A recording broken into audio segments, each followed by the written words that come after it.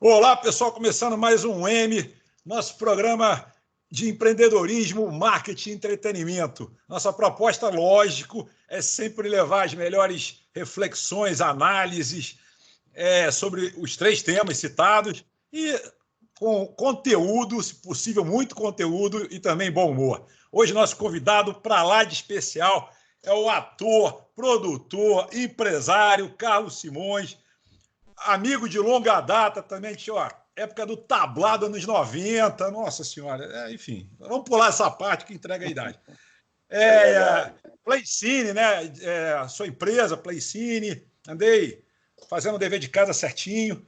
Legal. Sucesso total com a peça Homens Querem Casar e as Mulheres Querem Sexo, que eu já assisti, inclusive, muito legal. Assisti as duas, a primeira e a segunda versão. E seja bem-vindo, Carlos. Minha equipe também, Márcio Escudeiro, CEO da Fricans, Davi Baia, nosso correspondente internacional na Europa. Sejam bem-vindos. Prazer estar aqui com vocês. Meu amigo Sandro. Cara, é sempre bom a gente estar revendo os amigos, assim, né? Principalmente nessa época de quarentena agora. A gente fica até emocionado, né? Hoje, né? É muito legal estar aqui, cara. Prazer, obrigado pelo convite.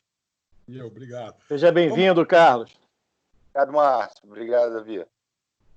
Gente, Davi, aquele nosso pedido tem que ser logo no início do programa. Faça as honras, por favor. Então, galera, like, se inscrever no canal, tem o sininho aqui das notificações para você saber sempre quando a gente sobe vídeo novo aqui. Eu sei que é chato ficar mendigando like, mas, pessoal, com o like de vocês, a gente consegue mostrar que esse conteúdo é relevante e a gente consegue convencer a convidados de garbo e elegância, como o Carlos Esteves, a vir aqui no programa, porque ele não quer vir no programa que não tem audiência, né? Então a gente vai lá bater na porta dele e falar só, temos muitos likes, temos muitos comentários, não são robôs, são pessoas que escrevem, são pessoas que participam. Então, pessoal, comenta, se inscreve aí no canal que vocês vão estar motivando a gente a continuar fazendo aqui o nosso programa. Beleza. Escreva aí que não tem jeito. Mentira. É verdade, a gente já percebeu isso. Como foi falado no outro programa, né? Sugiram quem vocês querem ver, que provavelmente a gente não vai conseguir trazer. Mais ou menos isso aí.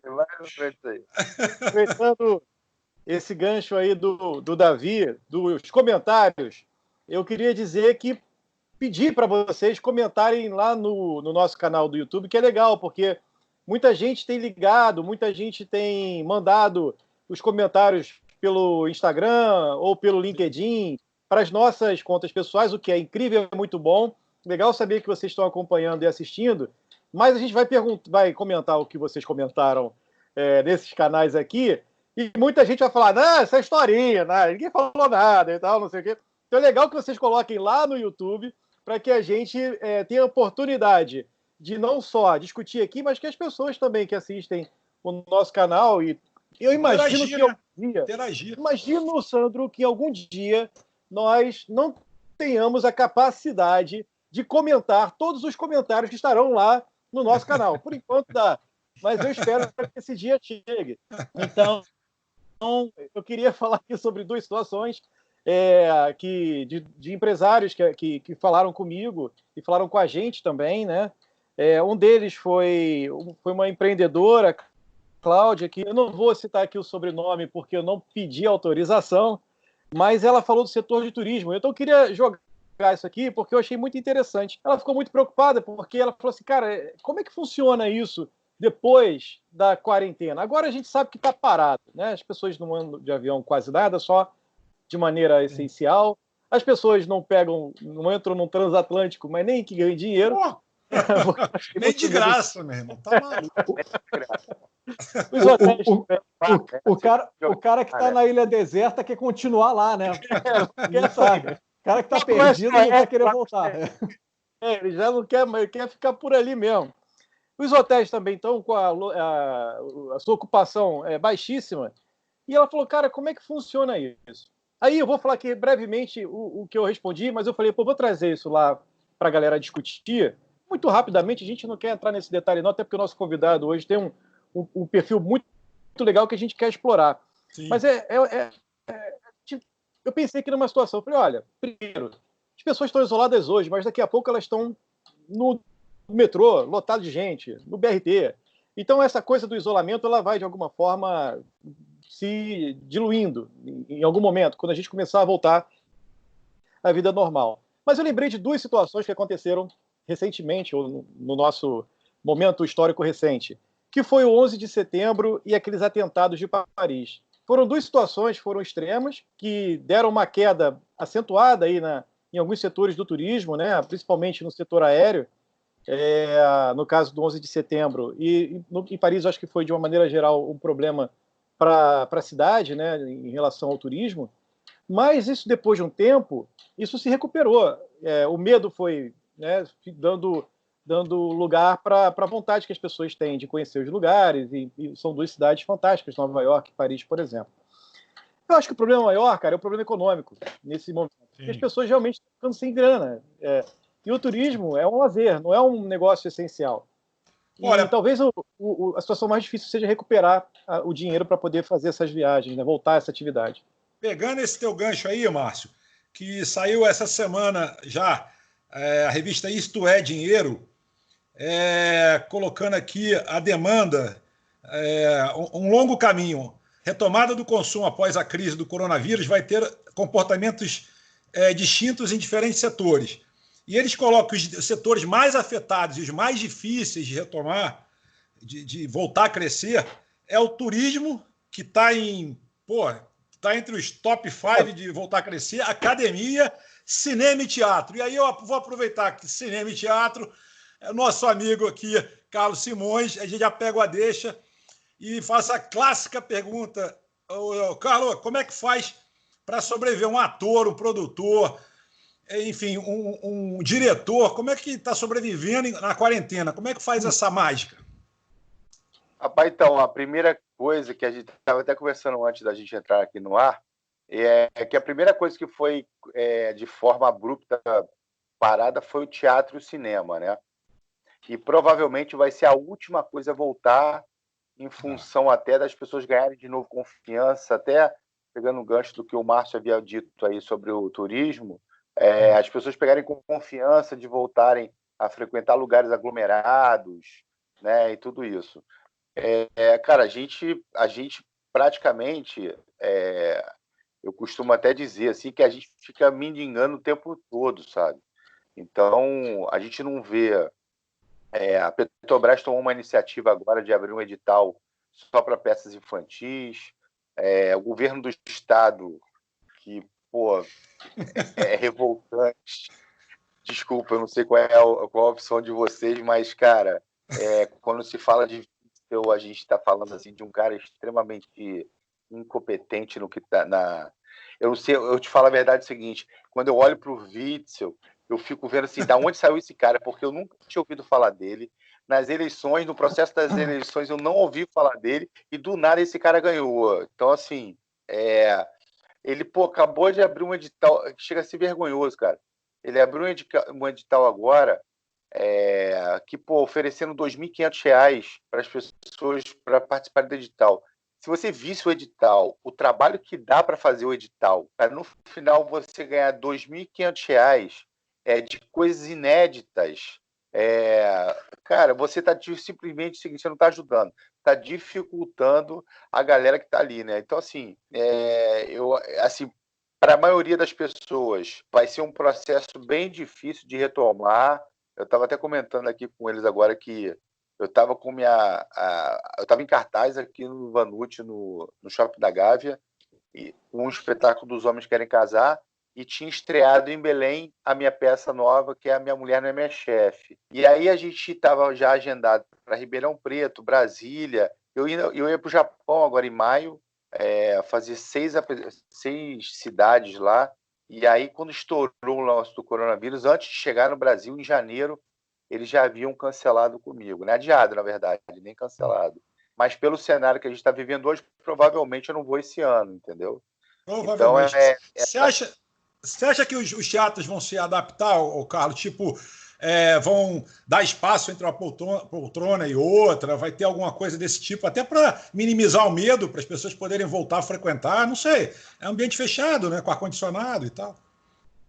Eu acho que isso pode ser uma alternativa, mas eu acho que é do próprio público ainda partir essa confiança de, né, você ir para o teatro, porque de fato é um ambiente muito fechado. Muito fechado. Né, diferente do restaurante, né, que é mais fechado e tal. Então, assim, acho difícil da gente estar voltando, a gente vai ter uma dificuldade da retomada. Ô, Carlos, deixa eu te fazer uma pergunta. Desculpa, Davi. Fala. Eu sou bom pra caramba aqui. Aí já são duas. Para o ímpar. Pode ir, por favor. Vai lá, Davi. Você tem o direito que você está na Europa, rapaz. Pô. Vai lá, ô Gádio. Não, mas é o seguinte, Carlos, pergunta aqui rápida e objetiva. Com essa questão que o Sandro falou, da gente voltar e ter um distanciamento entre uma poltrona e outra, que pode ser, enfim, a gente não sabe como é que vai ser, é um negócio realmente de muito... como é que as pessoas vão se sentir quanto a isso e da habilidade ou não dos nossos governantes para conduzir essa situação. Mas é o seguinte, fato é que o teatro vai mudar alguma coisa, porque vai passar por um tempo de adaptação até a gente voltar a um novo normal, até a gente voltar como era antes. Acontece que antes da quarentena já tinha um problema da meia entrada, que muita gente que não tinha acesso à meia entrada chegava lá, dava uma carteirada, e você, produtor, devia ser difícil para a conta fechar. Ou seja, a gente vai voltar agora, vai continuar tendo a dificuldade do passado, com essa nova dificuldade do presente. E aí, como é que a conta fecha, Carlos? Conta aí para gente. Então, eu até costumo dizer o seguinte, essa é uma determinação do governo, né, federal, inclusive, de 40% das entradas serem beneficiadas por terceira idade, estudantes, aquela coisa toda. Só que acontece o seguinte, é um benefício que eles dão, mas que eles também não dão nada para a gente. Né? É um benefício que eles estão trabalhando com o nosso produto. Então, não é um benefício bom, não é. Agora, a gente tem um problema hoje, que as pessoas, de um modo geral, a gente basicamente trabalha com meia entrada. Né? Em função das plataformas. Cálculo em cima do teu ganho é feito meia entrada. Não tem como você não trabalhar em cima disso, porque as pessoas não pagam por isso. Aquilo que eu falei anteriormente, no nosso papo em off, que as pessoas sempre dizem o seguinte, né, que é muito difícil da gente... Acho o nome dela, a Clarice Lispector falava uma coisa muito interessante, falava assim, não peça para dar uma coisa, não, como é? A frase era, não peça para dar a única coisa que eu tenho para vender. Né? Isso era uma frase da Clarice. E Paulo Sérgio Vale falava uma coisa muito interessante também, assim, grande amigo, assim, um cara super talentoso, o cara trabalha anos no mercado. Paulinho sempre disse o seguinte, as pessoas querem usufruir do que a gente faz, mas não querem pagar por elas. As pessoas, o brasileiro, de um modo geral, tem uma visão distorcida sobre cultura. Né? Eles acham que cultura é um favor que as pessoas fazem, né? E não um trabalho em si. Né? Eles não olham a cultura, um teatro, um cinema, um livro, ou uma obra de arte, seja lá qualquer coisa, não olham como aquilo se aquilo fosse um restaurante que eles sentassem para jantar e comessem a comida, não olha aquilo como uma conta de luz que eles teriam que pagar para ter o fornecimento de luz. O brasileiro não tem essa visão para a cultura. E isso eu acho que é, de fato, cultural mesmo, assim, do próprio brasileiro. Porque lá fora, eu fiz espetáculo em Nova York, Miami, Boston. Cara, a gente vendia os ingressos, nunca houve nenhum tipo de... posso pagar minha entrada? Não é. Isso é uma cultura... E eu fiz para a comunidade brasileira lá. Os brasileiros, quanto é que custa o ingresso? Custa $80, os caras pagavam $80. Não tinha essa de meia entrada. Isso é uma cultura brasileira, mas é uma cultura governamental também, né? Essa coisa partindo do princípio dos 40% do meu público ter esse benefício de 50% de entrada. Então, vou jogar aproveitando o teu gancho, uma questão que muita gente fala, eu não tenho assim, conhecimento profundo para dizer se é A ou é B, mas dentro do que você está falando, não tem da cultura também uma pegada nesse sentido? Quer dizer, os agentes culturais, os atores que participam da cultura nacional, eles não têm um posicionamento meio contrário a ganhar dinheiro, a valorizar isso? Quer dizer, eu estou vendendo um produto, a fazer uma coisa comercial. Eu vejo muita gente se posicionando contra essa coisa comercial. Então, eu acho que a cultura também não ajuda esse entendimento. Essa é uma visão assim muito ampla. Eu já falei, eu não tenho um conhecimento específico da área, mas eu vejo que essas coisas acontecem, enfim, em alguns setores com pessoas que eu conheço até bem. Então, eu sou um cara assim, além de ser ator, eu sou produtor e sou empreendedor, sou empresário também. Eu tenho um outro negócio que é chamado Casa Rabanada, que enfim, são rabanadas de gourmet e tal. Então, eu tenho outros negócios. Então, assim, eu lembro na época que eu fazia tablado, Sandro, eu sempre lembrava de uma coisa assim, que eu tinha alguns colegas, e a minha turma era muito legal, assim, sabe? Heloísa Perrici, uma galera aí que tá aí, super aconteceram, assim, e aí eu sempre dizia uma coisa lá atrás, e eu estou falando disso de 1989, já entregando basicamente a minha idade, mas em 1989 eu já falava isso lá atrás. Eu falo, cara, eu quero ser um ator em que eu viva bem daquilo que eu escolhi viver, entendeu? Assim como, né, cada um com as suas profissões escolheram. Então eu falei assim, eu não sou um ator que eu quero mendigar para que as pessoas possam estar comprando o meu ingresso. Não, cara, é o valor do meu trabalho. Meu trabalho custa X. O problema que eu vejo hoje dentro do mercado, principalmente com meus colegas, é o seguinte: quem tem muito essa fala de que não, arte pela arte, tudo isso, não são produtores, entendeu? O que eu percebo a maioria não são produtores. Não são pessoas que botam o dinheiro dela na frente, porque eu sou um cara que é o seguinte, eu nunca tive patrocínio. Eu tenho parceiros, grandes parceiros, e sem eles seria, de fato, bem difícil de fazer. Mas eu nunca tive patrocínio. Então, eu vou lá da minha grana, boto na frente, né? Todo final de semana, minha temporada não é barato, é muito caro. É muito caro. Eu boto minha grana na frente e indo com o meu trabalho, com o meu esforço, com meus parceiros, a gente consegue vender ingresso. Mas, Ô Simões, desculpa te interromper, é que você, além de botar a grana na frente, está botando o dedo na câmera, rapaz. Você tá... mal. Agora sim, não bota o dedo na câmera, não, que aí você, aí fica cortando a tua imagem. Vai. Aí é o seguinte, então quando você bota a grana na frente, dificilmente as pessoas têm essa coragem, né? Verdade. Porque o teatro, ele é um produto em que ele não é um produto palpável, né? Como se você for fabricar uma caneta, a rabanada, eu produzo a rabanada, né? Tem a rabanada tradicional de Nutella, de doce de leite.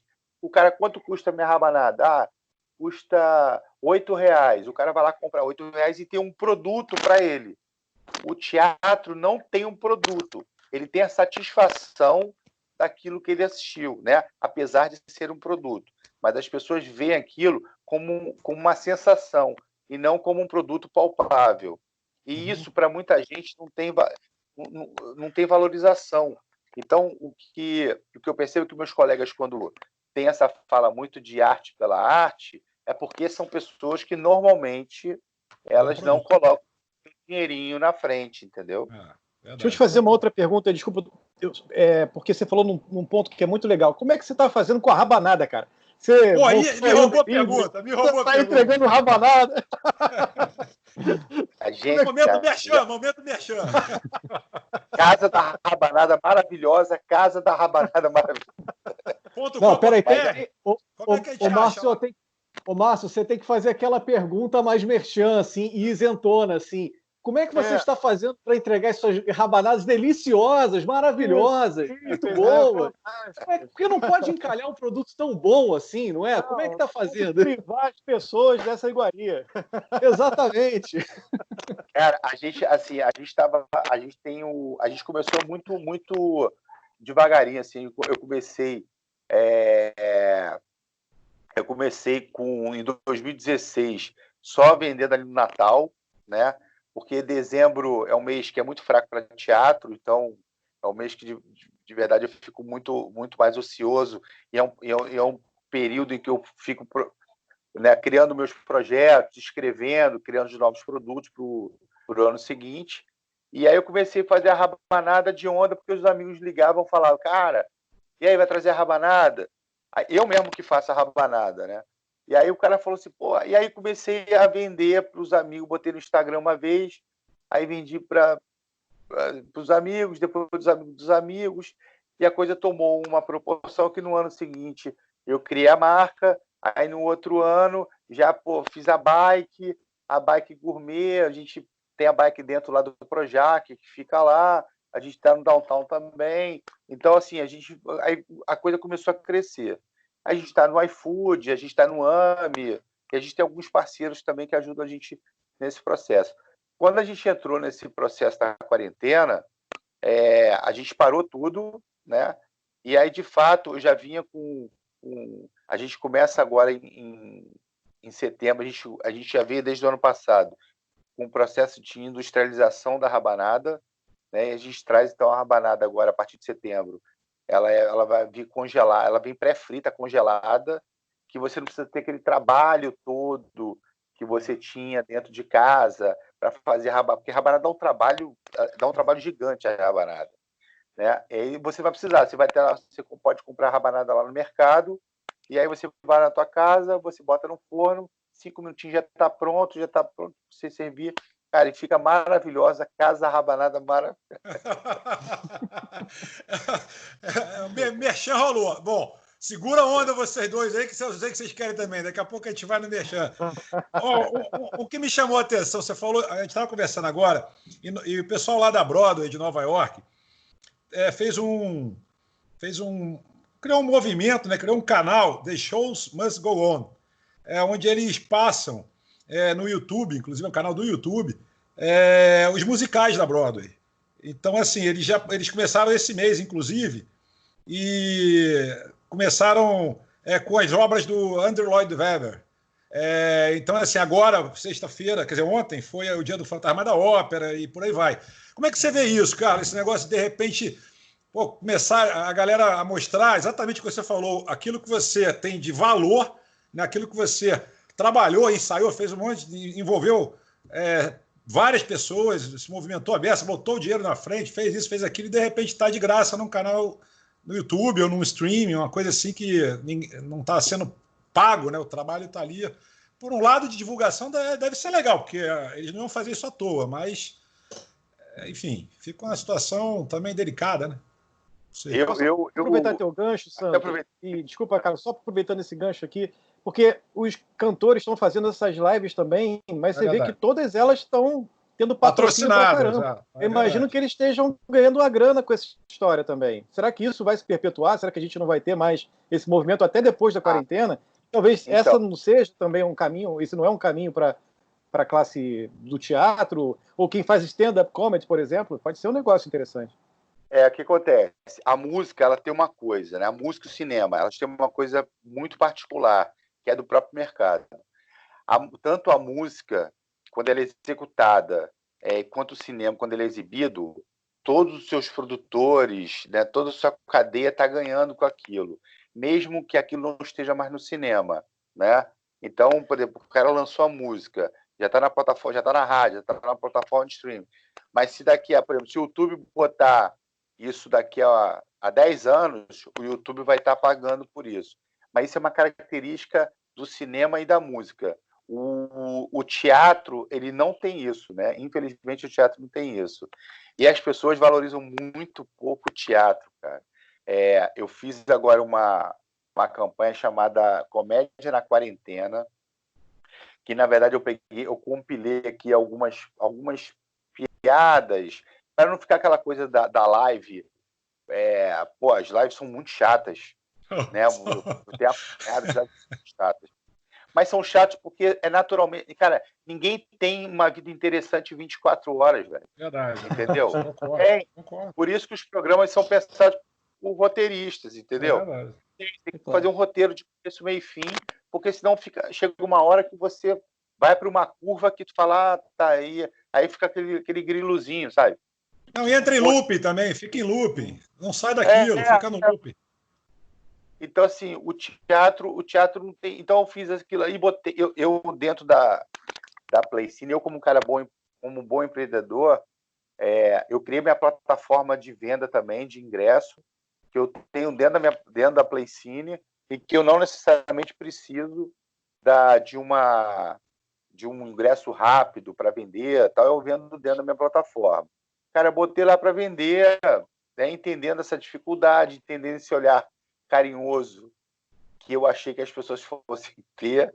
Cara, eu vendi, velho, sei lá, eu vendi 5 ingressos. Muito... Minha mãe, uma coisa que deve ter comprado, entendeu? Então, assim, cara, e eu tenho, assim, entre o Facebook lá e o Instagram, tem uma galera que me acompanha mesmo, sabe? E, cara, não teve, velho, não teve. Então, assim, as pessoas não pagam por isso, né? Aí você vê lá, enquanto a live ela é de graça, as pessoas, de músicos e tudo isso é de graça. Mas aí você... as empresas que estão lá entrando com grana para poder fazer aquela live estão botando um dinheiro muito grande lá porque os caras chegam no número de ouvintes, né, de espectadores, enfim, que, pô, é considerável, expressivo. né? E você ainda tem o seguinte, né? Um músico, a pessoa ela pode escutar a mesma música várias vezes, né? Então o músico fazer uma live, ele não está perdendo nada, né? Agora, a pessoa não ri da mesma piada 2 vezes. Então, para você fazer um stand-up comedy na live, é bom porque te dá uma divulgação. Agora, na hora que você voltar para o teatro, o cara já quer ver outra coisa. Ele já quer ver um outro texto, ele já quer ver uma outra piada. Então, é ralação, mais ralação para você, né? Aí. Então, assim, essa eu acho que é a grande diferença. Eu não vejo, cara, o teatro, ele só se sustenta esse tempo todo em função, até porque, assim, você nunca vai... Por exemplo, eu vou te falar uma coisa sobre o mercado audiovisual que está acontecendo, até porque eu estou no processo aqui do meu filme, também dos homens. Aí eu vou te falar mais ou menos assim, o número de hoje de espectadores para cinema diminuiu. Por quê? Porque você entrou com as plataformas de streaming, YouTube e essa coisa toda. Então, o que aconteceu? Se pulverizou os espectadores e as pessoas, de fato, agora não vão tanto mais ao cinema porque sabem que vão poder consumir aquilo no Now, da vida, no próprio streaming, alguma coisa assim. E do streaming fica lá disponível e você vai ver a hora que você quiser. Provavelmente, depois que a Netflix entrou, a Amazon está entrando agora também, né, bem forte, inclusive. Sim. Disney. E as plataformas as plataformas de streaming, assim. Mas se for pensar, você paga lá, acho que a assinatura mais barata da Netflix custa, acho que é R$16, alguma coisa assim. Aí você paga lá R$16. E o raciocínio é esse que todo mundo tem hoje. Você tem lá, você pensa o seguinte, seu ticket médio são 2,5 pessoas, né? Normalmente você, tua mulher e um filho, mais ou menos, mas você bota ali dois tickets. Então você pensa o seguinte, se você sair para ir para um teatro, você vai pagar gasolina, você vai pagar o estacionamento, você vai pagar 2 entradas, você depois vai jantar, aí depois você vai, se você não for tua mulher, tu vai querer levar ela no motel, aí no motel, aí tu fala assim, cara, vai ter aqui 500 pratas. Quanto custa pra fazer isso na minha casa? Cara, nos R$16. R$16 eu vou comprar uma pizza aqui, entendeu? Eu vou estar em casa, então assim, de fato, esse é um número que é considerável, entendeu? Agora, você nunca vai conseguir ver teatro na televisão, de Também fato, acho. tira Também a acho. sensação que você Também tem acho. se você for. Entendeu? Isso você nunca vai, a gente nunca vai perder. Mas o stream, de fato, a gente está mudando o nosso consumidor. O nosso consumidor hoje, né, a internet, quando entrou, eu lembro que o Jornal O Globo fez quando eu criei Os Homens Querem Casar, o Jornal O Globo fez uma matéria comigo dizendo o seguinte: era a época do Orkut. Lembra do Orkut? O Orkut, Oh. lembra? Aí era a época do Orkut. Aí era o seguinte: aí o título da matéria é o seguinte: o que o amor constrói, o Orkut destrói. E aí era o seguinte: eu contando um fato que tinha acontecido, que é o seguinte: a rede social naquela época não Pelo tinha. jeito que o Márcio Rio ele concorda e tem história sobre isso, hein? depois vai vir. Eu não lembro. É uma época muito distante. Igual mulher, falando. Aí é o seguinte: aí, cara, aí tava falando o seguinte, que uma situação que tinha acontecido comigo, que era uma ex-namorada minha, eu tinha encontrado uma ex-namorada minha de infância, quando ela tinha, sei lá, quando eu tinha, sei lá, 16 anos. Encontrei ela 10 anos depois. Encontrei ela no shopping, ficamos batendo papo, e aí ela tinha tido filho, bateu papo, não sei o quê, e aí tomamos um café e ela foi embora.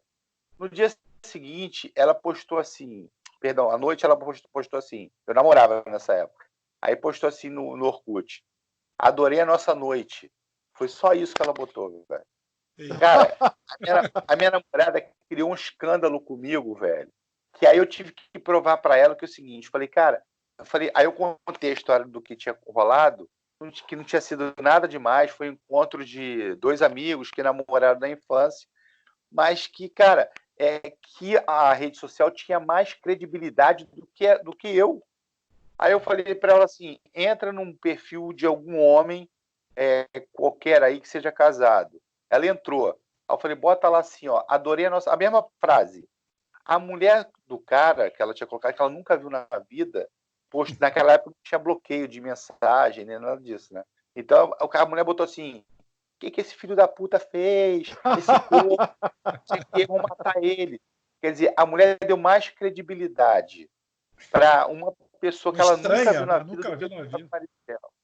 Então, Quer dizer, essa esse era relacionamento que você destruiu, né? Essa pessoa que você nunca viu na vida. Pela ciência, né? Pela ciência. Vamos provar essa tese aqui. Aí a pouco é o primeiro, sabe qual é? Cara, mas ó, isso daí que você falou é a base da fake news. É você dar credibilidade para alguém que você nunca viu em detrimento de alguém que você confia. E as informações hoje a base da reputação. Não, e as vou te falar sobre o coronavírus, de uma coisa assim que está rolando muito. Eu estava até conversando sobre isso. Cara, você pega um epidemiologista, um infectologista, e diz o seguinte: os dois são profissionais da área, né, já estudam há muito tempo, e um fala assim, cara, isso todo mundo vai ter. O isolamento social vai baixar a curva agora, mas quando as pessoas voltarem a circular, essa curva vai aumentar de novo, porque as pessoas vão estar se socializando novamente, e o vírus está aí, às vezes de forma incubada, às vezes não, mas sintomáticas ou não, mas o vírus vai estar aí e todo mundo vai pegar esse vírus. De uma forma ou de outra, todo mundo vai pegar esse vírus. Aí vira um outro profissional, que também é infectologista, também é epidemiologista, e fala assim: não, você não pode sair, porque. Só que dentro disso tudo eu não vejo o seguinte: como é que você vai pedir para as pessoas voltarem a ter sair do isolamento social sem uma medicação ou sem a vacina? E não vão pegar. Eu quero saber em que momento isso. Então, quando você olha para quem diz o seguinte, ó, não, você vai pegar o vírus, você entende que isso está acontecendo tudo de forma para que você tenha uma rede pública que possa suportar para quem de fato, né, tiver ali com uma coisa um pouco mais grave ou tudo isso.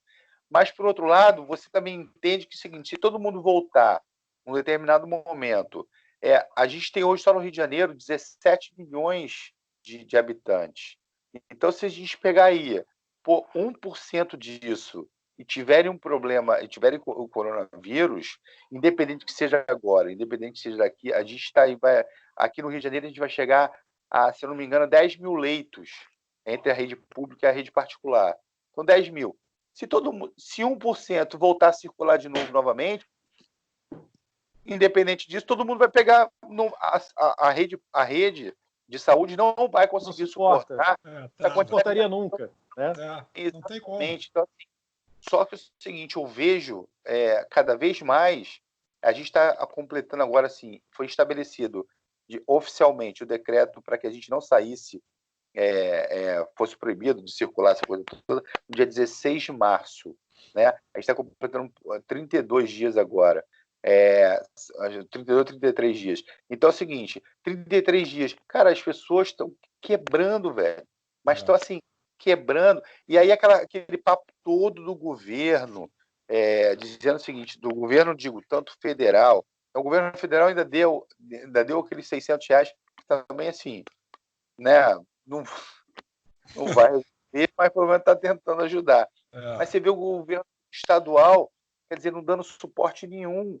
Aí você está quebrando uma cadeia de trabalho, não só do empresário, não. Aí começa com as demissões, o cara vai enxugando, o cara quebra, ele fica toda também... A cadeia produtiva, toda a cadeia produtiva. Quebra, quando você vai perceber, você tem uma cidade caótica em que o Estado também não vai suprir isso, porque o Estado está quebrado, aí vai ter que vir com a ajuda do governo. Então, assim, o que eu vejo, na minha opinião, claro, é que o isolamento vertical, eu acho que é o mais sensato nisso tudo, mas eu vejo que isso está sendo usado de forma muito política. Com certeza. Sem dúvida. Então, assim, tudo isso é uma manobra política absurda. E está botando o povo como sacrifício. Para variar, né? Sempre sobra para o povo, né? Segundo a teoria da conspiração, eu tenho lido algumas declarações de algumas pessoas sobre o Covid, mas, de fato, alguns especialistas, inclusive da CIA, dizem que de fato, isso foi modificado na China. Vírus chinês. Isso. Toda o processo do início lá, que foi criado lá, que escondeu informações, aí veio para a Europa, que a Europa sentiu mais porque é uma cidade mais velha. A média de idade na Europa é de 65 anos, né? Itália, Espanha, então você vê que a média de idade é essa. Por isso que o Covid está tendo mais mortalidade nessas regiões. Né? E também porque lá é inverno, né? Aí é inverno, né? Na Europa. Então, e aí você vê que assim, a bolsa caiu, o papel das empresas baixaram, aí você está tendo a China comprando todos os papéis, comprando todas as empresas, tanto que saiu uma lei agora, se eu não me engano, que o Trump... Proibindo eles, limitando a China de comprar qualquer empresa americana. Papel. Verdade. Então, assim, enfim, é um papo longo. Não, mas olha só, você está falando, eu vou falar contigo, vai parecer que eu estou te zoando, mas não estou juro que eu não estou te zoando. Se você assistir os outros programas, não é zoação, mas vai parecer que é zoação. É verdade. Pô, como é que você tem cortado o cabelo na quarentena? Porque eu não consigo, por exemplo. Olha como é que está o negócio aqui. Hoje, eu pensei em pegar a máquina. Eu pensei em pegar a máquina e a resposta não está, né? Eu falei, fazer merda, eu vou fazer merda. Aí eu falei, todos estamos tentando cortar o cabelo na quarentena, mas realmente está difícil, o negócio está complicado. Davi, você ainda... Fala, Márcio. Desculpa, eu ia perguntar para o Davi, que a gente falou aqui das lives, e eu vejo essas lives acontecendo muito nos Estados Unidos, aqui no Brasil também. Pô, eu recebo agora por WhatsApp, não sei se vocês estão recebendo, mas uma lista, eu tenho uma programação aqui de um mês de live já. Sim. Não sei como é que está na Europa e em Portugal, se as pessoas também estão fazendo isso, se tem esse movimento, se tem artistas portugueses no YouTube fazendo suas lives, e como é que o português está assistindo, se está assistindo, se não está assistindo, se gosta, se fica em casa tomando seu vinhozinho e assistindo aquele fado maravilhoso ao vivo. Cara, eu acho o seguinte, as pessoas elas começam a se mexer a partir do ponto que começa a incomodar.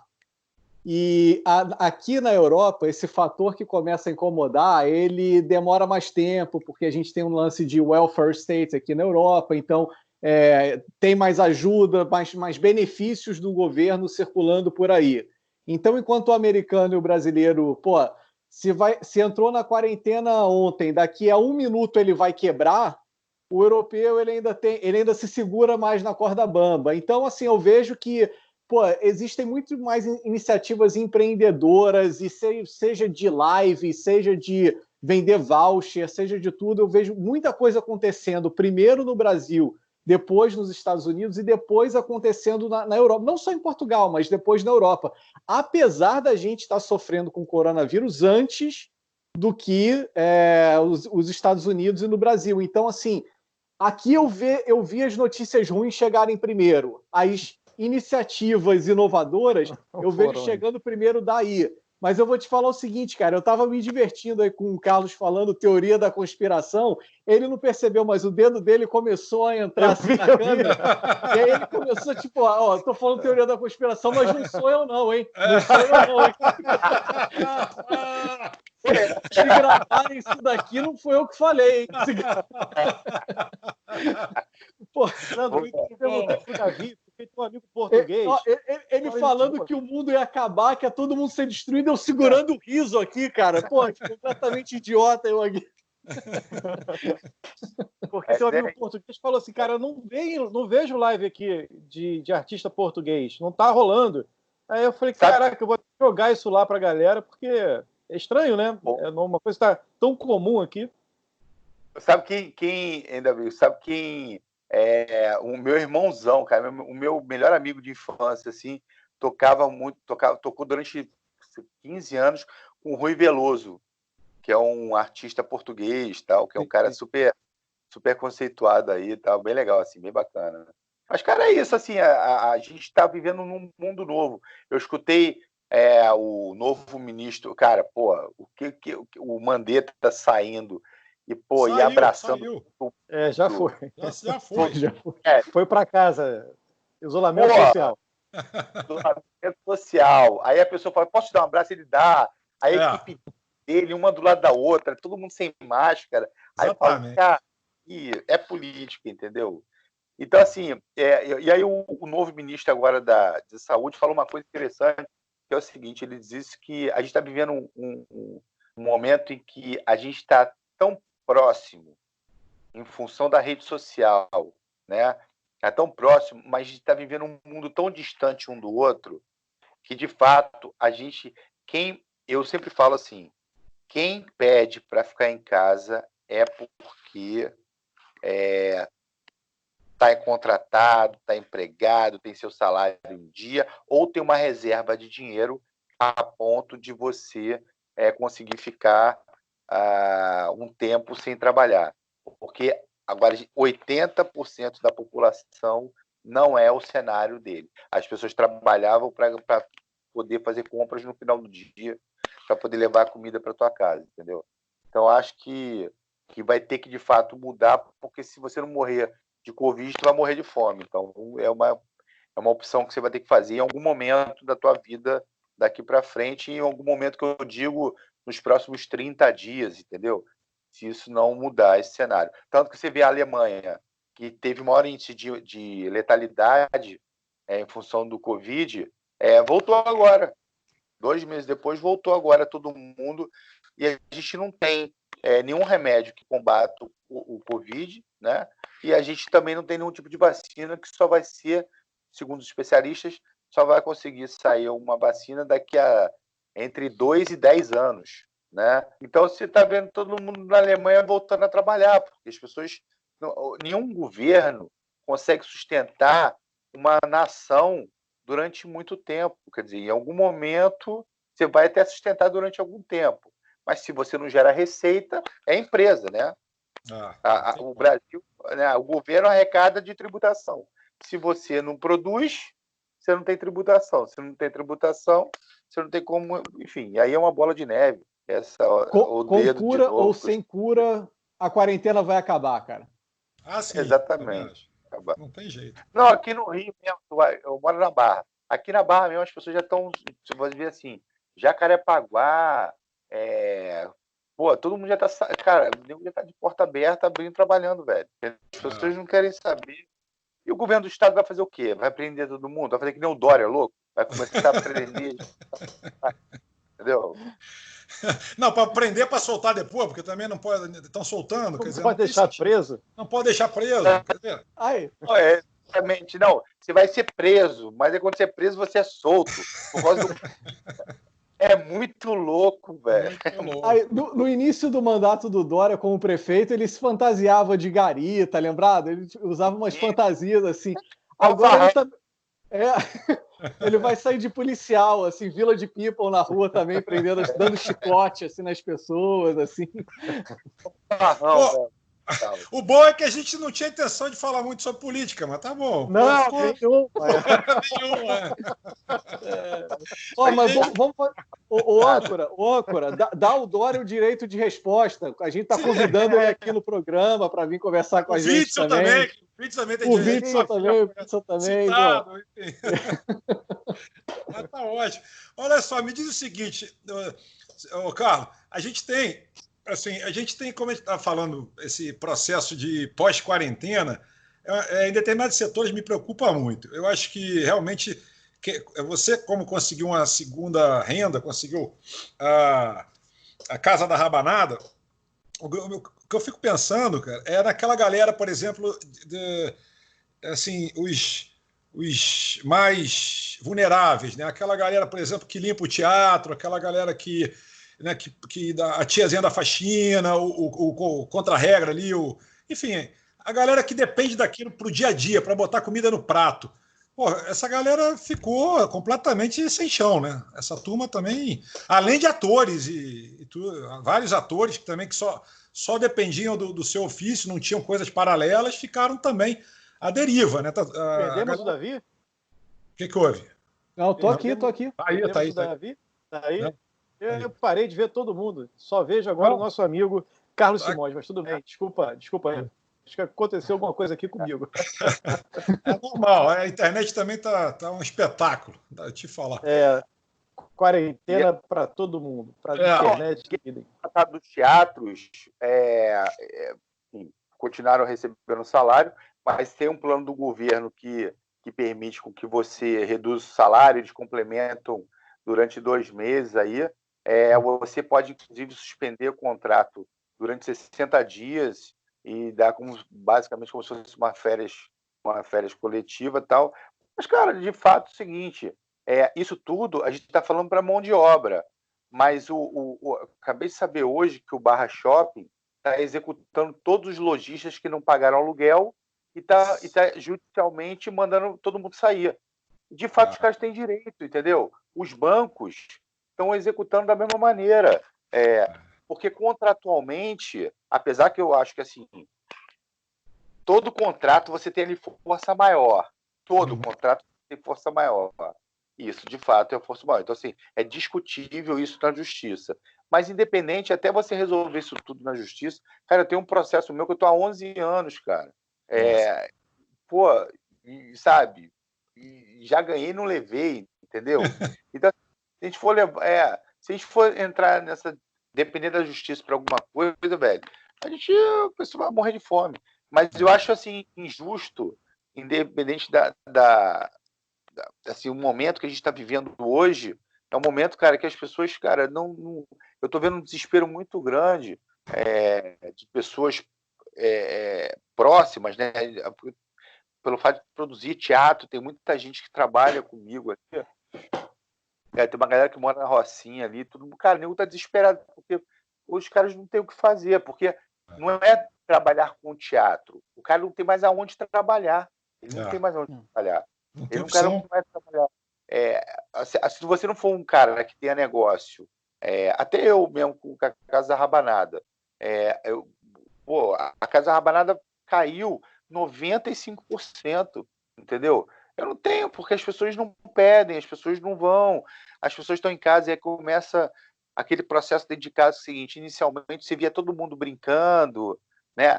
Faz agora, não sei o quê. Aí, isso se passaram 10 dias, aí passaram 20, aí passaram 30, aí você já não vê mais as pessoas brincando tanto, aí você vê, houve num dado agora bem, eu acho que um dado bem sério, cara, houve um aumento de agressão dentro de casa. Sim. A polícia, Secretaria de Segurança, houve um aumento de agressão dentro de casa por parte do homem, né, com a mulher. Você houve uma mortalidade maior, né, um aumento de homicídios. Então, assim, porque você começa a desenvolver. Aí eu ouvi uma psiquiatra falando, assim, você começa a desenvolver outros problemas mentais que o isolamento social te traz. Então, por exemplo, eu sou um cara que eu moro sozinho. Então, assim, eu não tenho mulher, não tenho filho, eu moro sozinho. Então é o seguinte, velho, se eu não fosse um cara bom de cabeça, cara, pirar, velho, é um clique. Rápido. Muito então, rápido. E a gente está falando aqui de 200 milhões de pessoas, entendeu? É verdade. Então, a minha mulher já tentou me jogar pela janela 2 vezes, cara. Pô, ainda bem que eu sou mais forte, consegui. Também, se eu tirar aqui, vai acabar a bateria, eu tenho que plugar aqui, mas eu já ouvi que se plugar junto com o negócio aqui, já matou gente. Olha lá, hein, pô, ao vivo, pelo amor de Deus. Não, vai dar audiência pra gente. Se explodir alguma coisa aí, provavelmente a gente vai ter um boom aí de audiência. O famoso tudo pela audiência. Aqueles programas sensacionalistas. Mas eu queria aproveitar que a gente estava falando dessa coisa do teatro, e o Sandro falou da limpeza. Eu acho que esse é um ponto. Claro que vai ter um medo inicial, mas como houve também lá, quando a gente falou do turismo e do 11 de setembro, teve uma mudança no acesso ao aeroporto, no controle dos passageiros, para dar uma segurança para as pessoas, né? Para deixar hoje, né? exatamente elas mais confortáveis em acessar aquele serviço ali. Aí eu te pergunto, vocês já deixaram cair um celular no chão do cinema ou alguma coisa? E vocês tiveram que botar a mão no chão para pegar? Cara, cinema é um negócio sujo pra caramba. Quem é que limpa aquele troço? Então eu acho que essa mudança também da limpeza desses ambientes, né, na higienização, eu acho que esse é um caminho até de você deixar as pessoas mais confortáveis. Cara, tua mão gruda no chão. Não sei se vocês já tiveram essa experiência terrível de deixar alguma coisa cair no chão do cinema. Mas a mão quase que fica, quase tem que pegar a outra para puxar, assim, que tem uma... Sei lá o que é aquilo, cara. O que é? Se é Coca-Cola misturada com bactéria, Mas, enfim, acho que tudo vai ter que ser repensado. A higienização dos assentos, talvez aquela, não sei, no primeiro momento tem uma separação entre as pessoas. Mas a gente tem assento, talvez. Oferecer alguma solução e pensar... Esse que é o grande barato. A gente tem que começar a pensar soluções para os nossos mercados, para os nossos negócios, e tem que encontrar caminhos, porque é uma mudança que está acontecendo hoje, mas que ela vai se refletir por um bom tempo, se é que vai haver a volta de uma normalidade, né? Mas, Márcio, deixa eu só... Você me deu uma ideia boa, porque, por exemplo, ele está no Teatro Vanucci, né? Pelo menos estava no Teatro Vanucci. Vamos supor que lá dá o quê? 300 cadeiras, 300... Eu não sei a lotação lá, Simões.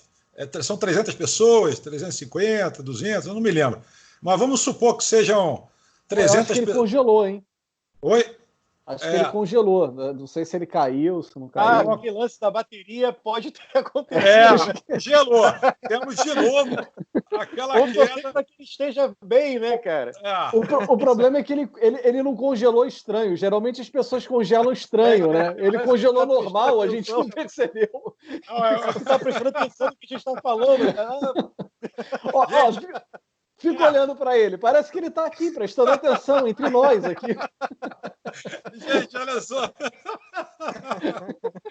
Eu vou tentar aqui chamar ele de novo, porque realmente ele está congelado, né? Vamos ver o que acontece. A gente já está no final do programa, mas de qualquer forma, vamos chamar nosso amigo aqui. Estamos encaminhando, né? Já no caminho da roça, mas vou tentar colocar ele de novo aqui online, porque de fato ele ficou... Eu já nem lembro a pergunta ainda. Vocês têm que me ajudar que eu não lembro a pergunta. Eu estava falando da higienização do cinema. Falando que quando se bota a mão ali, quase que gruda no chão. Um negócio horroroso. Eu não lembro o que eu ia perguntar mais. Quase vale a pena quando cai o celular, você deixa o celular ali, que é menos pior do que você meter a mão naquele chão para pegar o aparelho de volta. Eu concordo contigo, viu? Eu não lembro a pergunta que eu ia fazer para ele, mas eu concordo.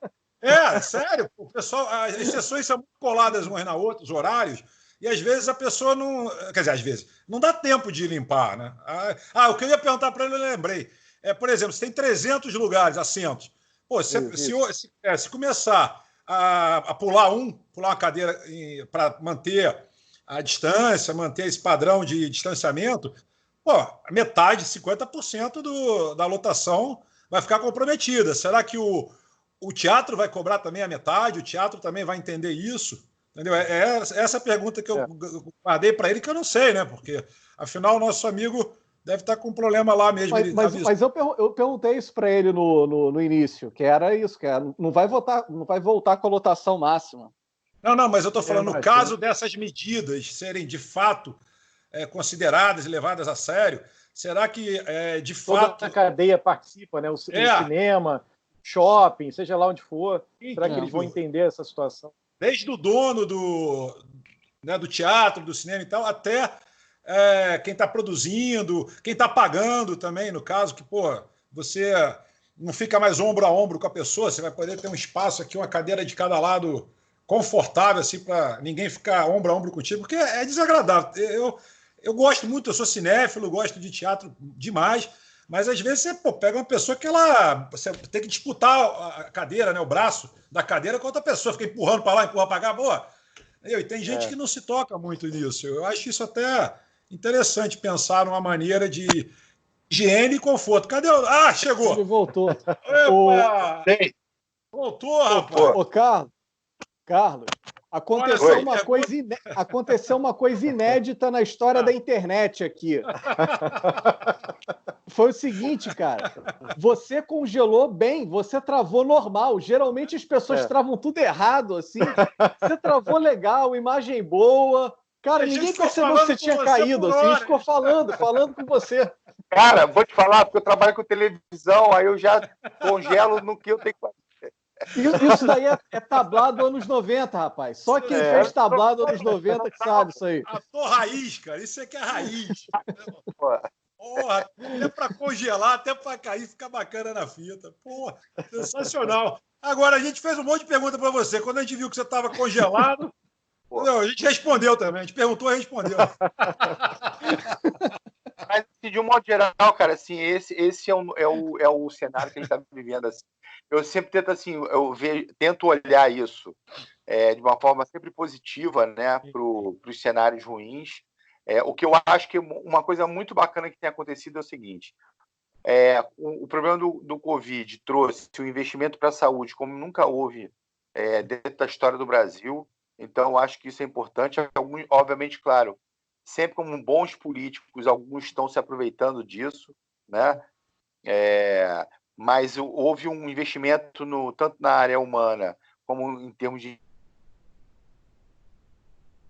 Sim, opa. Caiu de novo. Agora ele não caiu tão bonito quanto da outra vez. Despegou no meio da fala. Jogou a bomba ninja e desapareceu. Voltou.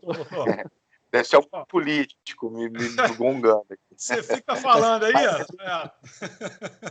Mas houve um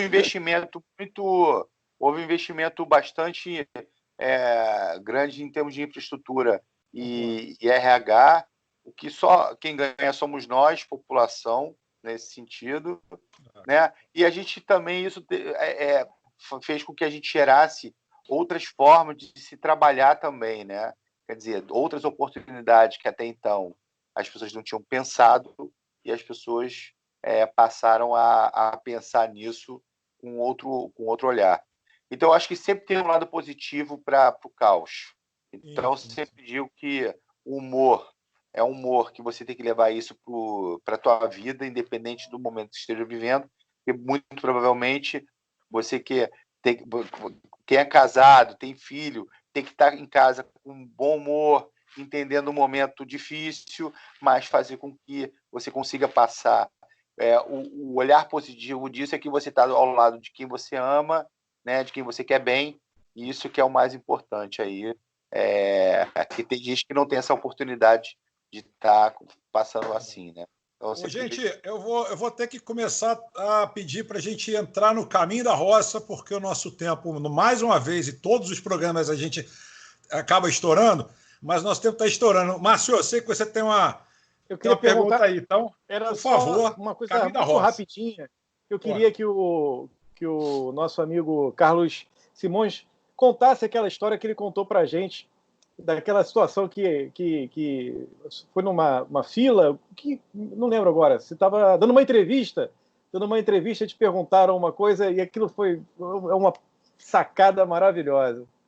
Qual? Não lembro. Qual foi que eu falei? A gente estava falando que antes de entrar no ar? Era uma entrevista, você falou, onde é que estão aquelas pessoas, né? Que eu vou ter que estragar aqui a tua... Não, fala que eu conto a história, fala aí. Você disse assim, cadê aquelas pessoas, né, que falavam assim, ganhe dinheiro em casa, para onde elas foram?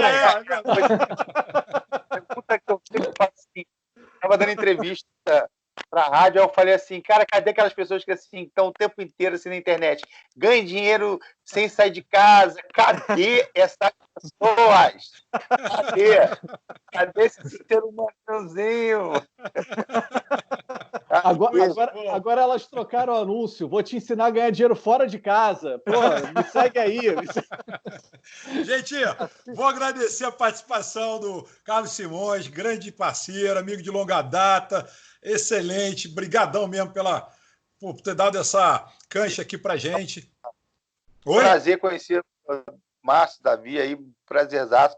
Sandro, porra, obrigado aí pela oportunidade de ter esse papo com vocês. E, cara, sempre quando quiserem, podem chamar e tô aí. Tamo junto. Bora.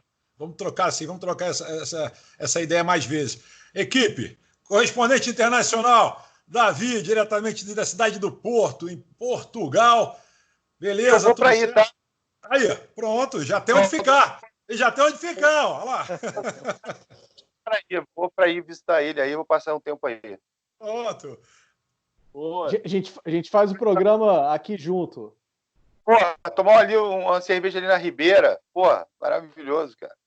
Beleza. Márcio, momento merchan seu rápido, aquele momento que não pode deixar muito passar. Rápido. Muito rápido. Queria mandar um grande abraço para todos vocês que nos assistem. Por favor, se inscrevam mais uma vez. A gente fala sempre porque é importante mesmo ativar o sininho e fazer o comentário. Dá um like. Dá um like, porque é legal. A gente fica mais feliz em estar aqui, quando sabe que você está gostando. Márcio, eu tinha falado que eu tinha prometido que no final ia rolar um peitinho, né? Aí, ó, peitinho.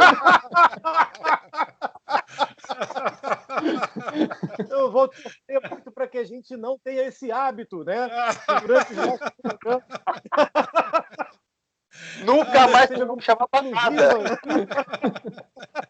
Pessoal, um abraço, valeu. A gente se vê. Agora o pessoal vai dar like mesmo, vamos ver. Boa, vamos nessa. Tchau, tchau.